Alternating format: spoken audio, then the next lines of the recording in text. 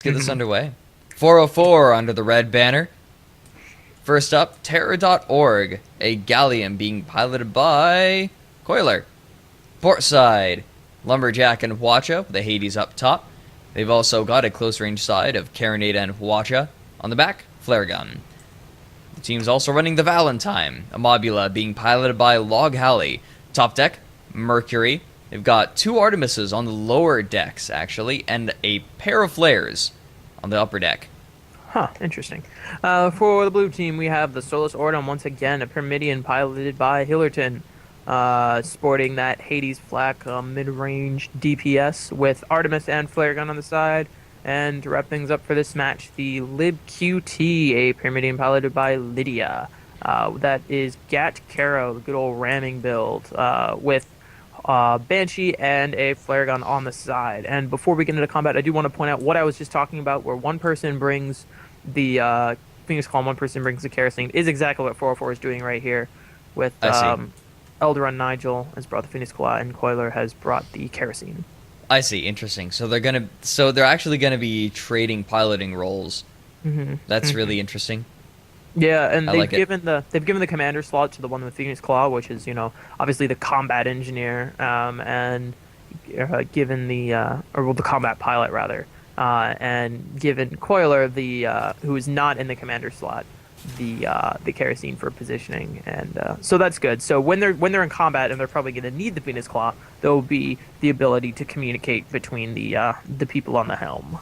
Well, they don't need it. They probably have a TeamSpeak or something. A TeamSpeak or a Mumble, something like that. Yep, that is most likely. I mean, I imagine at least that's generally how you do it. You can set up special commands. That's how the gents did it in TeamSpeak. Yeah, we've Cake's got our Mumble that we use for the competitive things. We don't really do anything fancy with it. We throw everyone in it, everyone in the same thing, and say, if you need to say anything on the ship, use the in-crew speak, but the captains usually use the mumble so everyone can hear their communications, and because they need spots and they can hear the plans and provide their input if need be and if it's appropriate and all that goodies. So we should have combat very soon, as the blue team has been spotted. Yeah, there we go. Spots down. Very true. Terror.org, the only one staying up right now. It's eating a bit of a barrage. Now, can the Lumberjacks bring down the balloon of the LibQT? That is going to be very important right now. Balloon still up as the LibQT approaches with Gap Mortar. They're not coming in straight on.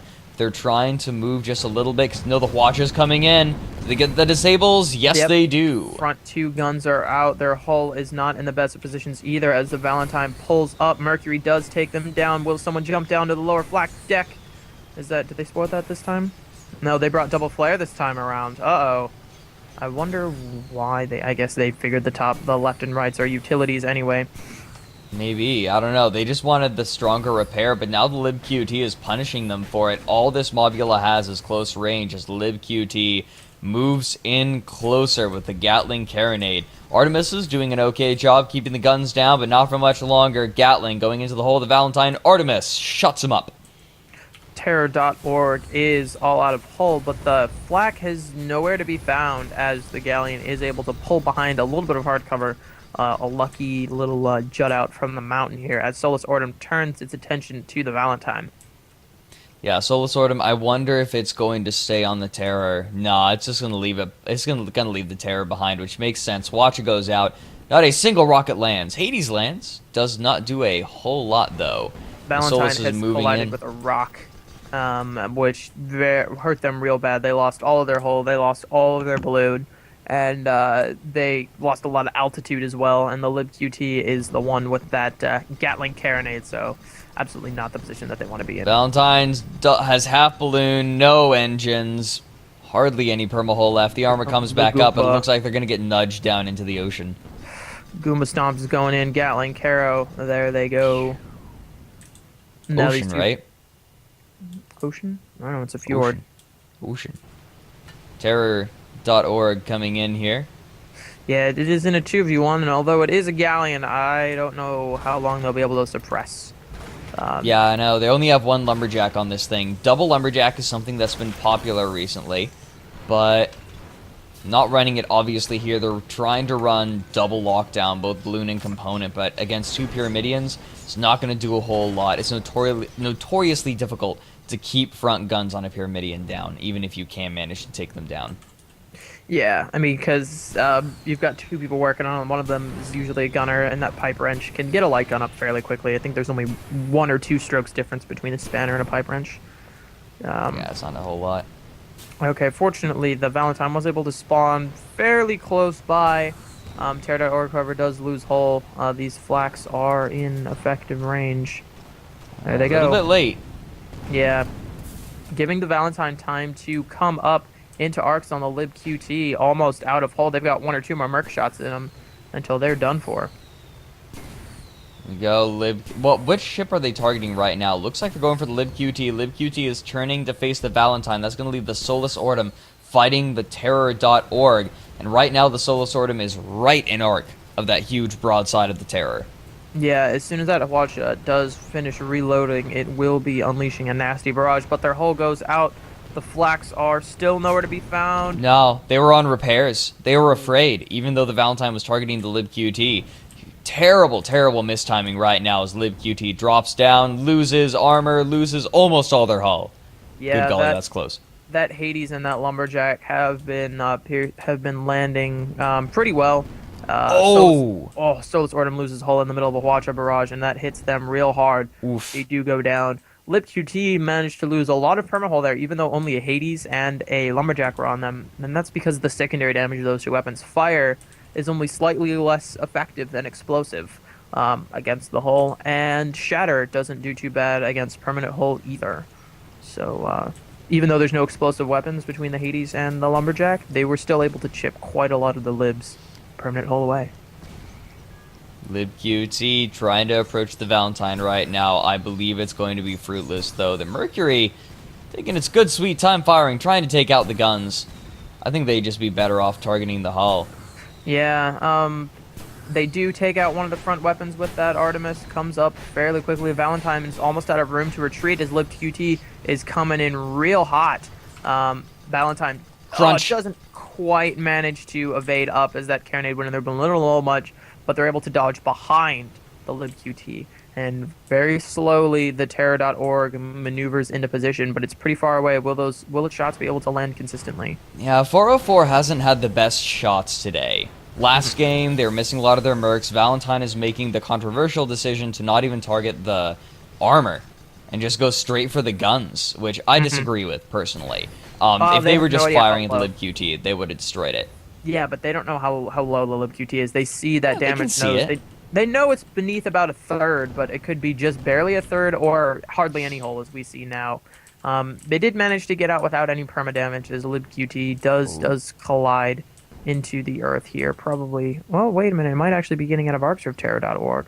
Yeah, it's doing okay. It's getting out of the way. It's got a nice little valley here, a nice little escape route that they managed to find themselves, and it looks like they might just live to fight another day. They might just live. Runs away. They might. Did you really make that pun? I did indeed. And then I'm following it up with "He who fights and runs away lives to fight another day." Goodbye, Lib. We'll see you soon. Back in combat. I really disagree with Red Ronin's decision to not just fire the merc. Yeah, I mean, that Pyramidion, the entire front half, all you can hit is the armor and the guns. You know, you can't even really hit the balloon with that armored nose. Well, Red Ronin really wanted to hit those guns. He's got 2 shots. He's running.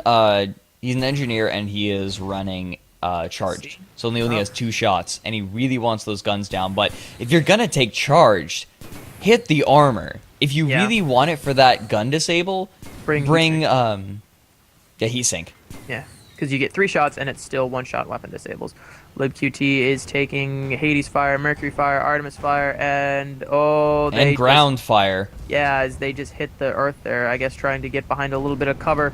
Watch it goes a little wide. These mercs just need to land. There it goes. 1 more shot, and they're done for. Whoa, nothing lands.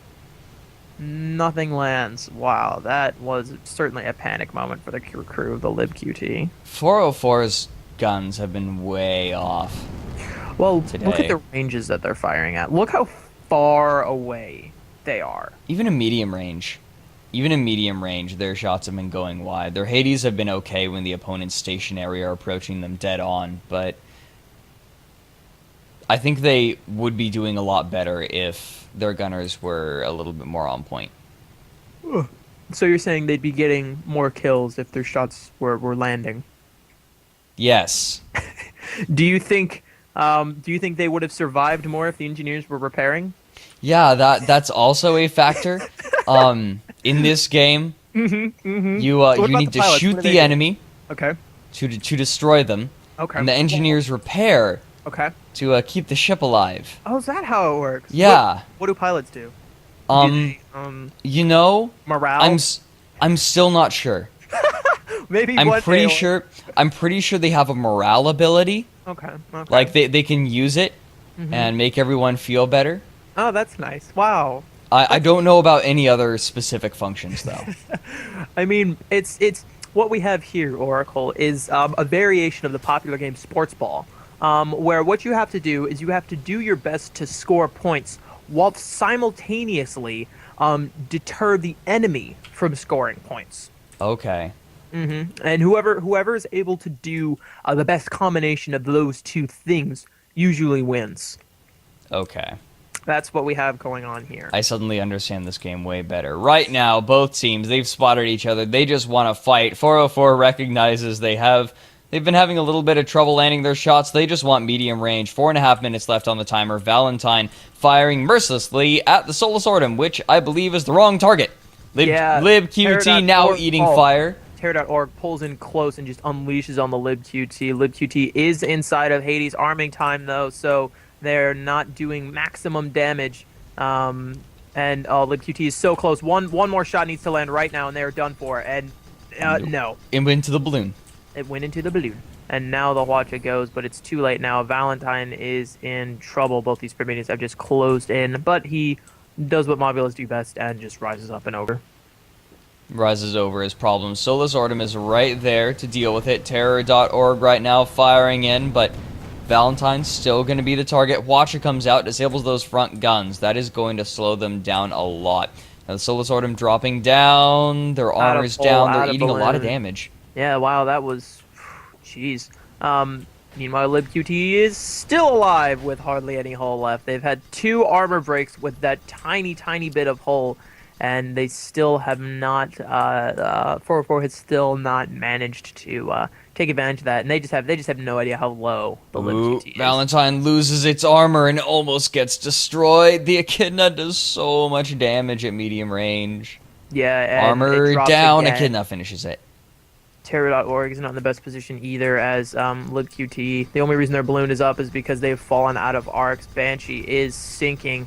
Beautiful trifecta going on right now. Gat, Caro, Banshee, and yeah, Terror.org has got one more rocket left in them, and they are done for, unfortunately. Yep, armor burning, armor drops, balloon Banshee is back up, but... Banshee reloading, Gatling. It's just a matter of time at this point. Scotland's burning, Scotland's burning. And that will be all for the Galleon. I'd like to point out that LibQT got out of that last engagement with almost no permanent... Hold on, I'm going to count the pixels. Give me a moment. How many pixels? How many pixels do you see?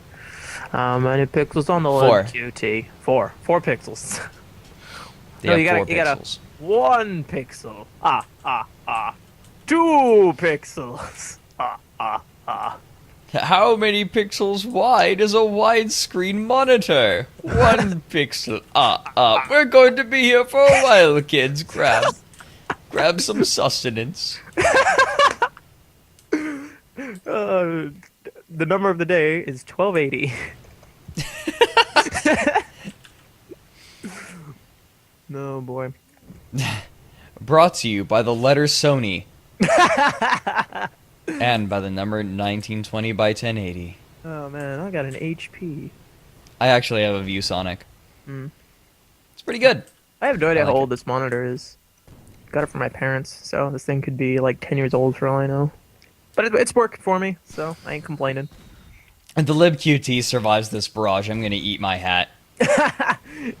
If this next engagement, so if they make it to the end, will you upload a video of you eating a hat? Yes. All right, we're gonna hold you to that. No, I'm not going to take that bet because I don't trust 404's like guns enough. Yeah, I mean, whether it has to do with these Pyramidians are actually they haven't approached dead on. They've always come in at like little angles, which I think is really doing a number on the ability of these gunners. Yeah, definitely. We saw it before in the last engagement with, I believe, it was the libqt. It was approaching at just barely an angle. Mm-hmm. And it was making it difficult for the lumberjack to hit because the lumberjack has very weak horizontal arcs. Yeah. And so that means the galleon has to turn just a little bit to keep that pyramid in an arc, and that throws off the lumberjack. And with 404's shoddy accuracy, these games like that all that together is just way too much to be able to land any lumberjacks. Yeah, and these two ships are sneaking around now. They know that together, their perma holes combined are less than a full ship. Hardly If over half of a full ship. if a Rydr ship doesn't drop in the next engagement, I'm gonna go crazy. Just get the nearest insane asylum on speed dial. What's the crazy thing is that you mentioned this in the last fight. The libqt lost their armor, what, twice? Yeah, yeah. Well, they lost once running away and once in that engagement. And they just managed to hold on to that those 4 pixels of permahull. Were you counting on the ship bar or on the right HUD? Which pixels did you count? Oh, the ones on the right side of the HUD. Okay. 'Cause sometimes those don't quite line up. No, not quite. I think the one on the side is just a little bit longer. I would agree with that statement, yes. You know what would be really cool, actually? If, so each ship has a different amount of permahull in it, right? Yeah. So what if on both the sidebar HUDs and on the over the ship, like each pixel was like the same amount of hull? So something like a galleon would have a really long bar, or like a junker would have like a really short bar. I'd like that. And the same thing with the armor. So like a squid would have just like a really tiny armor bar and like a really large permahull bar, and a junker would have a giant armor bar and a little itty bitty perma bar. I'd like that a lot. And if the Guns of Icarus team was larger, I would, and the competitive scene was larger, I would definitely say that's a thing that needs to be. I mean, how long could that take to implement? I don't know. Right now they only have like 7 people on staff, though, wasn't it? No, I don't know. I It's mean, like not very many. Yeah, not very many at all. But I mean, they're working on a couple games. I don't know. I'm just that like might not worried for the riders at all when the terror is firing on them. talking about, oh, wouldn't this be cool if this was added? Yeah, maybe I'll send an email. Valentine might be able to get them if the Mercury just fires on the armor. Oh, Here we go. yeah, That's what he's especially with doing. these Artemises as well. As difficult as the Lumberjack is to shoot, the Mercury field gun on the Artemis just pretty much shoots straight. On the terror hits a few the watchas. PG is all out of there. There we It goes.